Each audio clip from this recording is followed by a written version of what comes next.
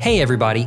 I've learned a lot from successfully developing and publishing 2 indie games on Steam. The process of making my previous games has sparked a ton of ideas for future games, most of which I'll probably never pursue due to lack of time, experience, or money.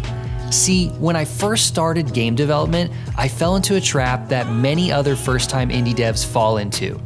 I wanted to make a game that was not only inspired by games I loved, but on the same level as those games.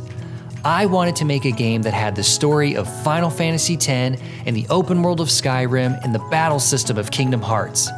Oh yeah, and I wanted your health to recharge like in Halo 3. Let's call it Final Sky Hearts X, with a health recharge like Halo 3. With my inspiration set, I began building my first ever indie game. Things seemed to be going great for a month or so. I was designing the open world and it was looking really good, especially for a first-time game project. And the best part, I was actually coming up with a solid story for the game. The more I developed it, the less it became about games I was inspired by, and the more it became its own original idea. No longer was I developing Final Sky Hearts X, but for the sake of this video, let's call the game Project S. I was more convinced than ever that Project S was gonna be a great game. I was gonna make an awesome game with an incredible story and people would love it. Then I hit a wall. The more I developed Project S, the more I realized I didn't know how to implement the features and elements the game required. Because I was so new to game dev, I didn't have the experience or the knowledge to execute my great idea. If you've watched other indie devs on YouTube, you'll often hear them talk about this issue of needing to scale back your ideas, and that is exactly what I needed to do. Instead of sacrificing a good majority of the features that would have made up the game, I came to the decision to place Project S on the back burner and work on a smaller game. This smaller game eventually turned into The Virus, which was my first ever published game on Steam, and it only took me about 4 months to build and release the game. I learned so much from going through the entire process of developing and publishing a game that I wanted to do it again before going back to Project S. That's when I started working on Henry's Day. Since it took me 4 months to make The Virus, I wanted to spend around 6 months making Henry's Day. However, the more time I spent on developing Henry's Day, the more I began to fall into that trap again. Oh, what if I added this feature to the game? Or, oh, what if the player could do that? But because of how much I learned from my first project, I was able to scale back in certain areas of development while pushing forward with other ideas for the game. I started working on Henry's Day in February of 2021, and it was released in November that year.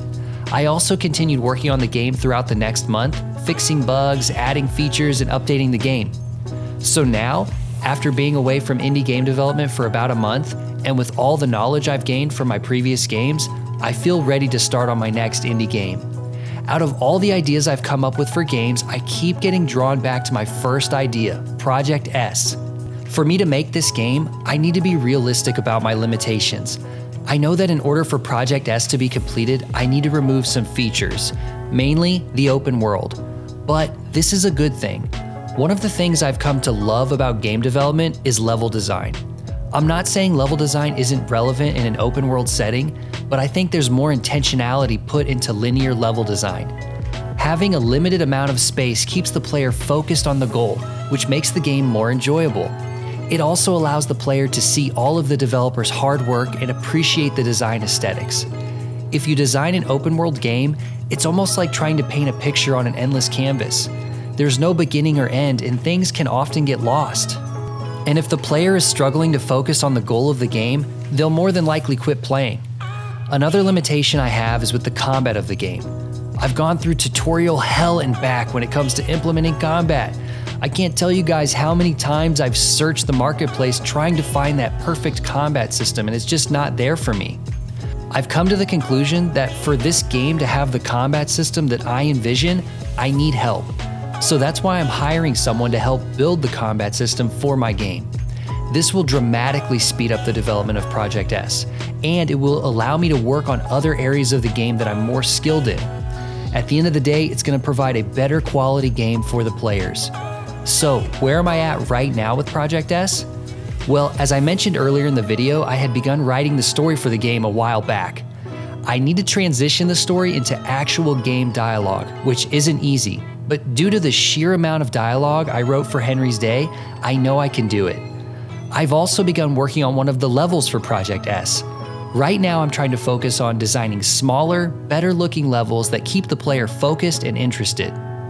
I have an upcoming meeting with a combat engineer who I met through a Discord community, and if all goes well, he'll be joining the team and starting to work on the combat system.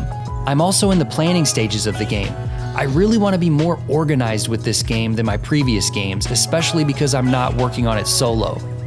As of now, I don't have a deadline in mind, and I don't have any additional marketing planned outside of these YouTube updates.